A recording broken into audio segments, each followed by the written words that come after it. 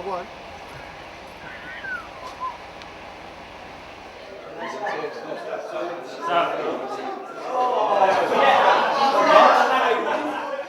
Come on now. I just got you out of it.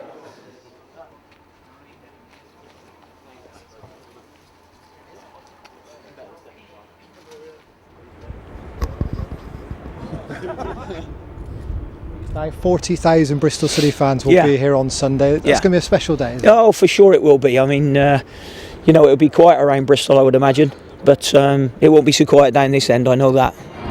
Over 7 weeks after booking their place at Wembley with a 1-1 draw with Gillingham at Ashton Gate, today is the day more than 40,000 Bristol City fans have been dreaming about since January. A trip to the capital, to Wembley, for one of the Johnston's Paint Trophy final. It is the Robins' first in 7 years and could see Steve Cottrell and his side bring home the first of 2 titles the Robins have their eyes on this season. City are beginning to become the first team to pick up the Football League trophy 3 times, while opponents Walsall are making their first ever appearance in the final of the competition and their Wembley debut. Cottrell makes 2 changes to the side which saw off Crewe on Tuesday night, with Kieran Agard replacing J. Emmanuel Thomas in attack, while Derek Williams is fit to return in place of Greg Cunningham. Bristol City, who are going to kick off in the first half. Luke Freeman and Kieran Agard restored to the starting lineup after Tuesday night's win against Crewe. And Freeman, who is 23 today, and what a birthday present it could be for the former Arsenal boy if he could be taking home a Johnston's Paint Trophy winners medal tonight.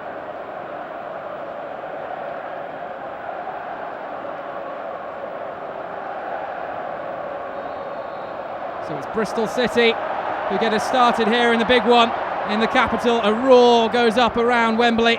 City striving to become the first team to win the Football League trophy 3 times, also making their first appearance in the final. City with good memories in this competition. They won it the last time they reached the final back in 2003. They've not been eligible to take part too much since then, as Marlon Pack sends an early ball forward. Mark Little chests it down, trying to find his way past Andy Taylor, who blocks his path well. Pack. City starting in the ascendancy in the opening minutes here. Bryant. Pack. Nice turn from Freeman, away from Ford. Might open up for Freeman. He was dipping. O'Donnell thought about it, and the birthday boy almost gets his big day off to the perfect start on his right. It was curling, but just a little bit too high. It was good play originally to turn and get away from Anthony Ford from Luke Freeman. Finish just not quite there. Down the line, Agard, good touch. He's done well to get away from Downing now. Pulls it back for Freeman, not a great pass. Still might open up. Freeman trying to get it onto his left, and Smith, it's blocked, and the opening corner of the game. Just under 6 minutes played here. Corey Smith with the shot blocked behind. Scored his only goals for Bristol City so far in this competition. A wonderful double at Cheltenham in their first game of the season in the JPT back in October. Bradshaw. All the way back to James Chambers, and it's a really nice first-time ball over to the left, and now into the box. Decent challenge from Mark Little to get the block in. From the edge of the box, going for it again. Needed the save from Fielding. Marlon Pack. Freeman again. Manson trying to win it back, but he's fed Agard here. Agard will have the shot from the angle.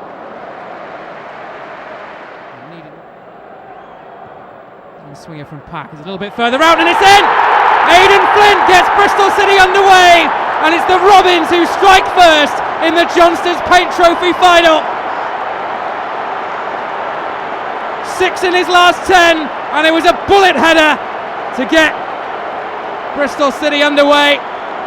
Another wonderful delivery from Marlon Pack, out swinger, and it was an easy header from Aiden Flint, who rose above his man and headed past O'Donnell to get Bristol City underway. And a clear sight of goal. Aiden Flint, who grabs his 10th goal of the season, and with a quarter of an hour played, it's Bristol City who take the lead. Just under 20 minutes gone, it's City with that one-goal advantage. Aiden Flint, and they could, on the balance of play, perhaps have had more, and they might find one here. Agard, he's got Wilbraham in the middle. Not sure if he was going for goal or trying to find his strike partner, but there was an important challenge that came in. James Chambers, and took the sting out of the ball, made it easy for O'Donnell. Agard has looked a real thorn in the defence of Walsall so far this afternoon. Got to win the ball from Downing on that left-hand side. Up against Taylor, and he's down the outside of Taylor. He can pull it the cross in. Here is Wilbraham. Needed a better touch. The time to set himself there, Wilbraham, but he couldn't keep it down. It's good work from Mark Little down the Bristol City right. He did well to get his way past Taylor, who I think was trying to pull him back and stop the cross from coming in. And Wilbraham just arching his body, but far too much under that.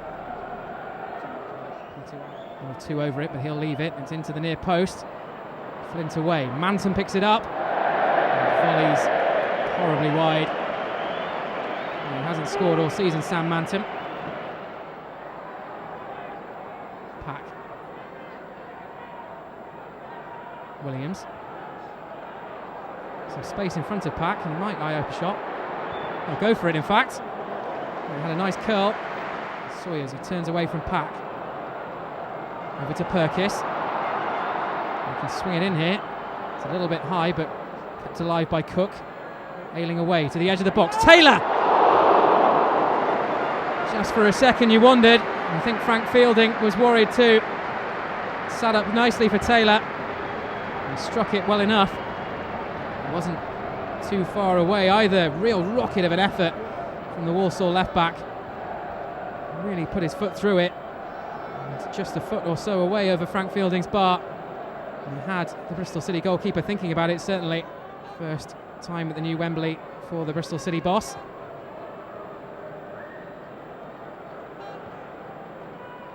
There's Fielding.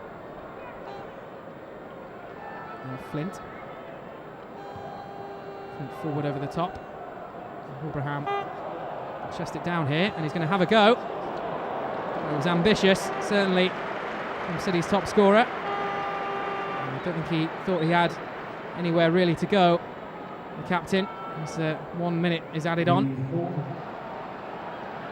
Here we go then for the second half. Walsall will get us underway here at Wembley. 45 minutes to go. And Bristol City on course for a record third Johnston's Paint Trophy final victory as it stands. Aiden Flint's first half header, the difference between the two sides so far. As Williams heads it forward out of defence, but it's picked off immediately by Chambers. Walsall were out after the break a long time before their Bristol City counterparts. I wonder if that's a bit of gamesmanship from Steve Cottrell. Always keen to get the message through to his players as well, and be sure to remind them that we've still got 45 minutes to go here, and it's certainly not job done, as Kieran Agard wins himself a free kick. Good position to get it forward, and Flint is heading up from the back. Chambers has too many complaints, the captain. One of two Chambers in the squad. They are both brothers. James, the defender, who has really been the one at the back for Walsall, who has been getting the tackles in, the blocks in, the headers away. And Bristol City have looked dangerous on occasion. And what can they do here from Luke Freeman's delivery? Freeman gets it back from Smith. He's trying to find Flint, who heads it across. It's flicked up and behind. The final touch came from Derek Williams. Williams looking to double his tally in this competition for the season. The ball played across, and Flint came in with the header. The flick from Derek Williams, but it was high and ended up on top of Richard O'Donnell's net. And just being stood up here by Downing.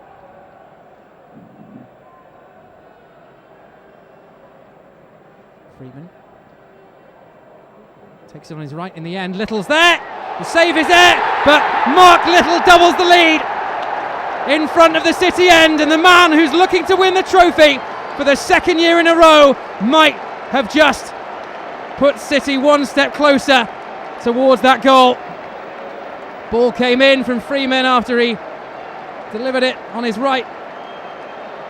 And although O'Donnell could keep out Little's first effort, he could do nothing about the rebound, and he doubles Bristol City's lead with 6 minutes played at the start of the second half. And our City now heading towards that record-breaking third Johnston's Paint Trophy final here at Wembley. Well, it's a great cross from Luke Freeman, and Taylor was nowhere near Mark Little. And just ghosted in behind the Walsall left back. It's his second goal of the campaign.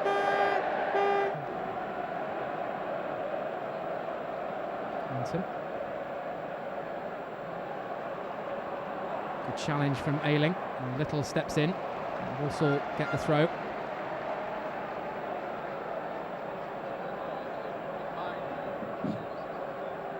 Taylor.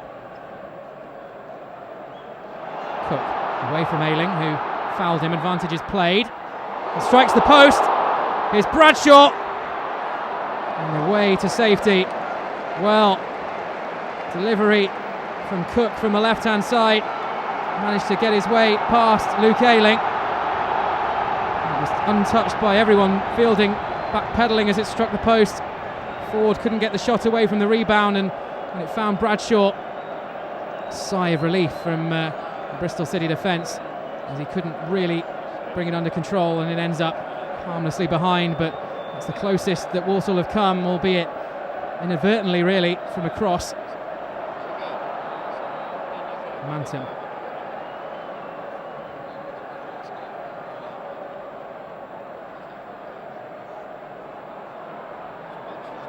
Pat Sawyers gets away from him. Advantage played after Pat's foul, and also still in possession. It's Cook in again.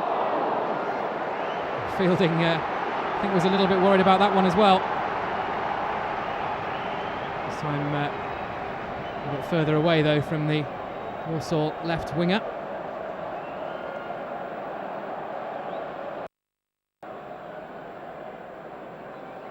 Almost midway through the second half now. I wonder whether Steve Cotterill will be showing his hand and making a change sooner rather than later. He's got plenty of talent on the bench. J. Emmanuel Thomas, who of course scored on Tuesday night. Here's Little, ball across.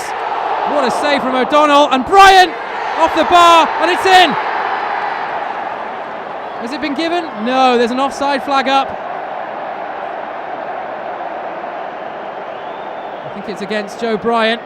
Well, we do have goal line technology here at Wembley as well, so the question of whether that had crossed the line in the first place. And as the cross comes in from the right-hand side, I think he's just mistimed his run there, Aaron Wilbraham. He's just a fraction off as the ball came in. It's an excellent save from O'Donnell in the first place, and the rebound, although it did go in, the flag was already up. Over to Cook now. Iwula lets it run, and it was a good decision. Sawyers, Manton, they've got Ford in acres of space on the right. Cuts inside of Bryant, and he'll go for goal. Really good build-up from Ford, but didn't have a finish to match. And he found himself in so much space on the right-hand side.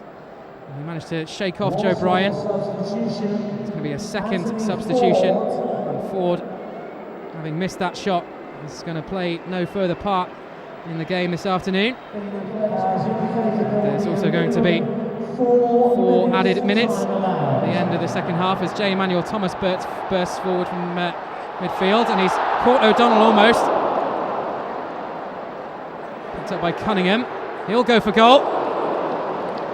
Well, when you're 2-0 up and in injury time, you can have shots like that, and Cunningham can hit them. And that one was a little bit too high and certainly wayward from the Irishman. Well, the fans have just stepped up the atmosphere a notch. surely that is that for this year's Johnstone's Paint Trophy, and it's going to be Bristol City picking it up for a record third time here at Wembley Stadium in the capital.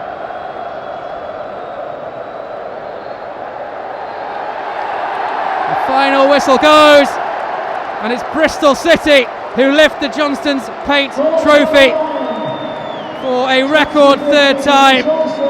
The Robins mark the start of what could be a very special few weeks with a comfortable win here in the capital, and the first of two trophies that they'll hope to be taking back to BS3 this season. They led as early as the 15th minute, Aiden Flint grabbing his 10th of the season from a corner, and they made it 2 just after the break.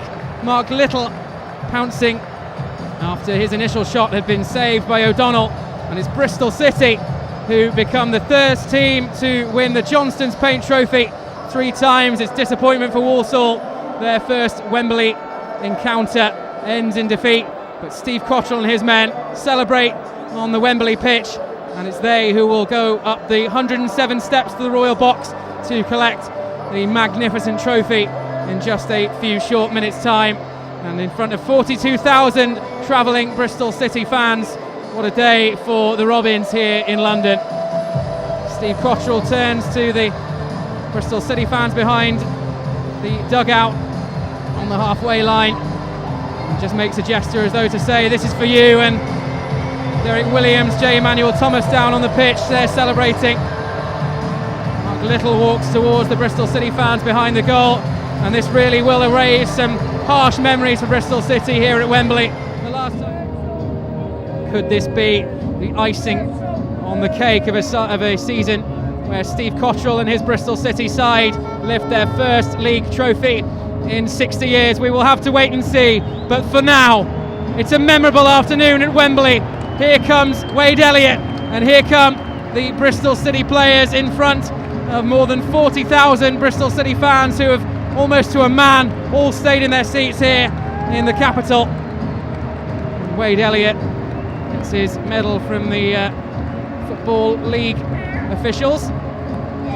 Look out over the Royal Box to the sea of red and white to his left hand side is George Saville, Dave Richards, Scott Wagstaff, who's played a considerable part in getting Bristol City to Wembley this afternoon. Matt Smith as well, what a nice touch, of course, who scored those 4 goals in one game against Gillingham. Such an impressive performance that night, and invited by Steve Cottrell and crew to come to Wembley this afternoon, despite going back to Fulham and playing in their game up at Huddersfield yesterday. It's really been a squad effort, and that's what Steve Cottrell and his side have been all about this season.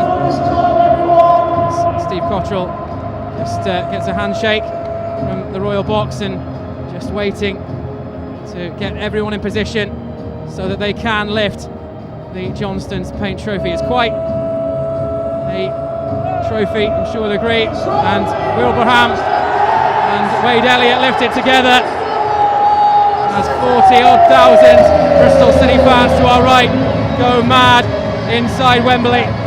It's been a great day, marking what will surely now be a great season for this record-breaking side, the only team in England to have lifted the trophy 3 times, and perhaps on their way to their first league title in 60 years as well. We will have to wait and see.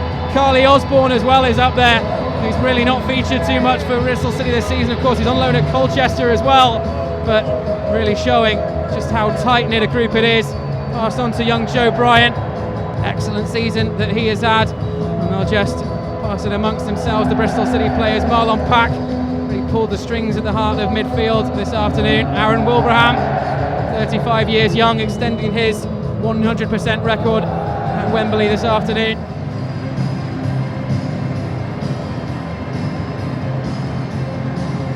Wave from Steve Cottrell to the fans. He will have enjoyed this afternoon as much as anyone. He will be delighted with City keeping up their good recent form. 7 wins from 8 now for Bristol City, and the most rewarding of all certainly this afternoon, but still further rewards to come, of course. Well, certainly they will hope.